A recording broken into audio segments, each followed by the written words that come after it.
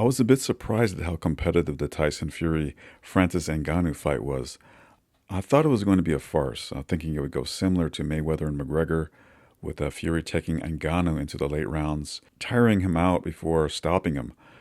But that's why they fight the fights. The mistake I made was in perceiving Ngannou as a novice pro boxer simply because he hasn't had any official boxing matches. Ngannou isn't a novice fighter. He has a rich technical background in martial arts, and his stand-up game has always been scary good.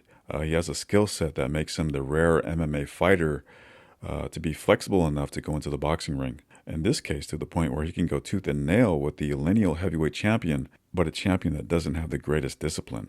And looking at history, martial artists with a good stand-up game can make a successful transition into boxing. In the 1980s, there was Troy Dorsey, who simultaneously held a kickboxing championship and a boxing world championship. But Muay Thai fighters are probably the best examples I can think of that make this transition seamlessly. Again, back in the 80s, there was a fighter named Samart Payakaroon who dethroned Lupi Pintor in only his 12th pro boxing match and later beat another established champion in Juan Mesa. Pintor was a little long in the tooth, but Payakaroon slaughtered these guys. Ngannou has a similar ring IQ. His chin held up well, he never got rattled in there, and I was most impressed with his defense. He parried Fury's punches like a seasoned vet and never let the more experienced boxer land more than one punch at a time for the most part. Fury, on the other hand, came into the ring looking like a fat slob. I've never seen a champion's backside jiggle that much. He was so overweight that it appeared that his specially made trunks didn't fit him, and he kept having to hitch it up throughout the fight.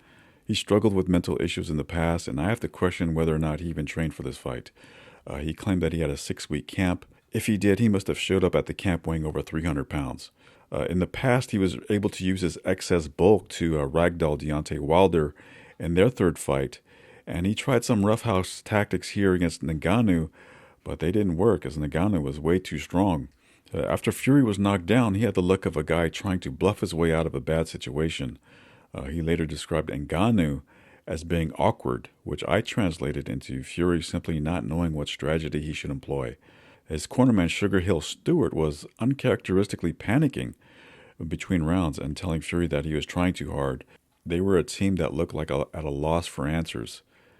So I didn't score the fight while I was watching it. Sometimes I'll rewatch a close fight with the sound off when I have an interest to score it myself, but I didn't do that this go around. I watched the British broadcast and not the top rank one, and the commentators were in agreement that Ngannou pulled off the upset. But Fury did score his points, his jabs, and I thought it could go either way at the end, but it was clearly a moral victory for Ngannou. Ngannou is a really disciplined guy with a tremendous work ethic. His crash course with Mike Tyson paid dividends. He looks like he was able to interpret boxing in his own personal way. Now, in the opposite corner, there are boxing champions like Fury who have a tendency to rest on their laurels a bit. So the issue here wasn't boxing skill, but a matter of will and discipline, which Ngannou has a huge edge over Fury.